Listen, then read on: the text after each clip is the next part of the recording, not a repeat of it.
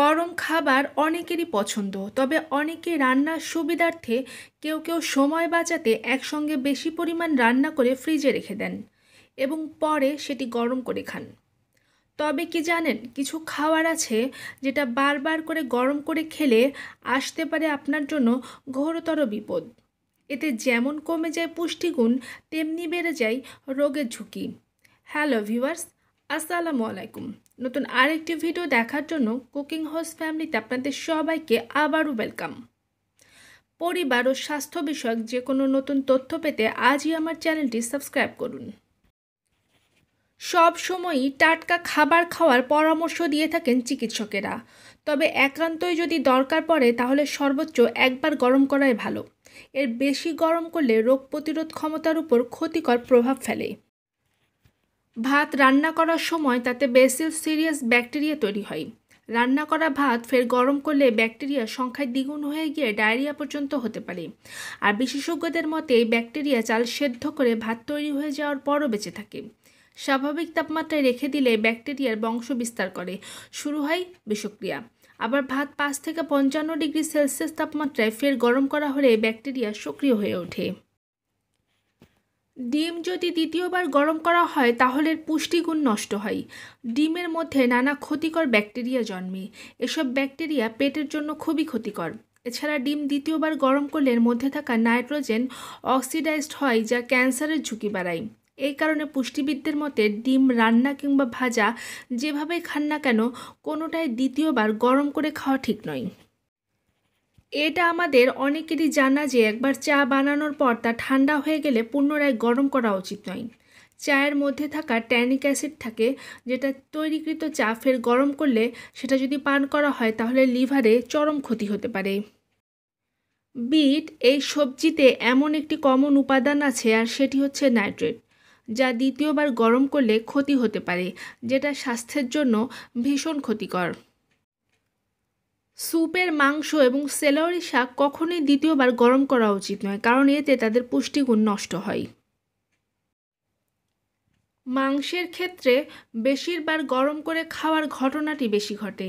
তবে একটি বিষয় মাথায় রাখা জরুরি, ডিমের মতো মুরগির মাংসতেও প্রচুর পরিমাণে প্রোটিন থাকে, তাই এটিও ডিমের মতো একইভাবে আপনার ক্ষতি করতে পারে।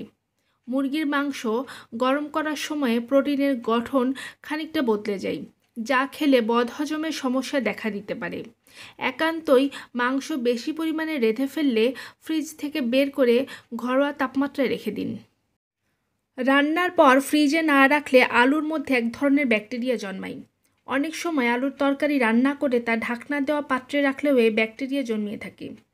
আলুর তরকারি পুনরায় গরম করলেও তা নষ্ট হয় না, ফলে ঠান্ডা হওয়ার পরই আলুর তরকারি ফ্রিজে রাখুন। আলুর তরকারি বারবার গরম করে খাবেন না, এতে আলুর যে নিজস্ব পুষ্টিগুণ থাকে তা নষ্ট হয়ে যেতে পারে। গরম করা আলুর তরকারি খেলে পেটের সমস্যা হওয়ার ঝুঁকিও অনেকাংশে বেড়ে যায়। সময় এবং গ্যাস বাঁচাতে অনেকেই দুবেলার ভাত একসঙ্গে করে রান্না করেন। গ্যাস থেকে নামানোর পরে ভাত যদি ঘরের তাপমাত্রাতেই রেখে দেওয়া হয় তাহলে ভাত ঠান্ডা হয়ে গেলে নানা ব্যাকটেরিয়া জন্মাতে শুরু করে। সেই ঠান্ডা হওয়া ভাত যদি আবার গরম করা হয় তবে ব্যাকটেরিয়াগুলোর ক্ষতিকারক প্রভাব বেড়ে যাওয়ার আশঙ্কা থাকে দ্বিগুণ পরিমাণে। ডিমকে বলা হয়ে থাকে প্রোটিনের পাওয়ার হাউস, আবার এতে থাকে অ্যান্টিঅক্সিডেন্টস। কিন্তু যদি ডিমকে একবার রান্না করার পর দ্বিতীয়বার তাপমাত্রার সংস্পর্শে আনা হয় তাহলে ডিমে থাকা প্রোটিনগুলো ভেঙে যায় এবং এই ভেঙে যাওয়ার ফলে স্যামোনিলা নামের ব্যাকটেরিয়া জন্মানো শুরু করে। পাশাপাশি ডিমের মধ্যে থাকা নাইট্রোজেন অক্সিডাইজড হয়, যা ক্যান্সারের ঝুঁকি বাড়ায়। তাই পুষ্টিবিদদের মতে ডিম রান্না কিংবা ভাজা যেভাবেই খান না কেন, কোনোটাই দ্বিতীয়বার গরম করে খাওয়া কখনোই ঠিক নয়, এতে আপনার স্বাস্থ্য ঝুঁকি বাড়তে পারে। আমরা অনেকেই খাবার রান্না বা ভাজা শেষে অবশিষ্ট তেল রেখে দেই পরবর্তী কোনো খাবার রান্না করার জন্য। যখন কোনো কিছু ভাজার জন্য তেল বেশি পরিমাণে গরম করা হয় তখন তেলের গঠন পরিবর্তন হয় এবং এতে বিষাক্ত উপাদান তৈরি হয়। এই তেল হৃদযন্ত্রের জন্য খারাপ, রক্তে বাজে কোলেস্টেরলের মাত্রা বৃদ্ধি পেতে থাকে। তাই রাস্তার পাশে বা ফুটপাতের খাবার খাওয়া সবসময়ই এড়িয়ে চলা উচিত, কারণ বেশিরভাগ ফুটপাতের খাবার পোড়া তেল দিয়ে তৈরিকৃত। পাশাপাশি বাড়িতেও পোড়া তেল দিয়ে রান্না করার অভ্যাস ত্যাগ করতে হবে আপনাকে আজ থেকেই। অ্যাসিডিটি, বুক জ্বালা পোড়া, অ্যালঝাইমার্স রোগ, গলার ভেতরে অস্বস্তি হতে পারে। এছাড়াও একবার ব্যবহৃত তেল আবার রান্নায় ব্যবহার করলে যে মুক্ত মৌল তৈরি হয় তা থেকে ক্যান্সার হওয়ার ঝুঁকি বাড়তে পারে। যে কোনো কিছু রান্না করার ক্ষেত্রে অত্যাবশ্যকীয় একটি উপকরণ হচ্ছে তেল। রান্নার পর অবশিষ্ট তেল ঠান্ডা করে ছেঁকে বায়ুরোধী পাত্রে সংরক্ষণ করতে পারেন। ছেঁকে নেওয়ার ফলে তেলের মধ্যে খাবারের অবশিষ্টাংশ অপসারিত হবে, যা তেলটুকুকে দ্রুত নষ্ট করতে পারবে না। পোড়া তেল পুনরায় ব্যবহারের আগে লক্ষ্য করবেন তেলের রং যদি গাঢ় হয়ে যায়, স্বাভাবিকের চাইতে বেশি ঘন এবং আঠালো হয় এবং তুলনামূলকভাবে বেশি ধোয়া হয়, তবে তা ব্যবহার করা যাবে না, সেটা আপনাকে ফেলে দিতে হবে।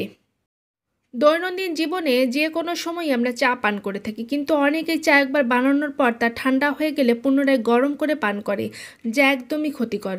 কারণ চায়ের মধ্যে ট্যানিক অ্যাসিড থাকে, লিভারের ক্ষতি করতে পারে। চা বারবার করে গরম করে খাওয়ার অভ্যাস ত্যাগ করে চা ফ্লাস্কে রাখতে পারেন।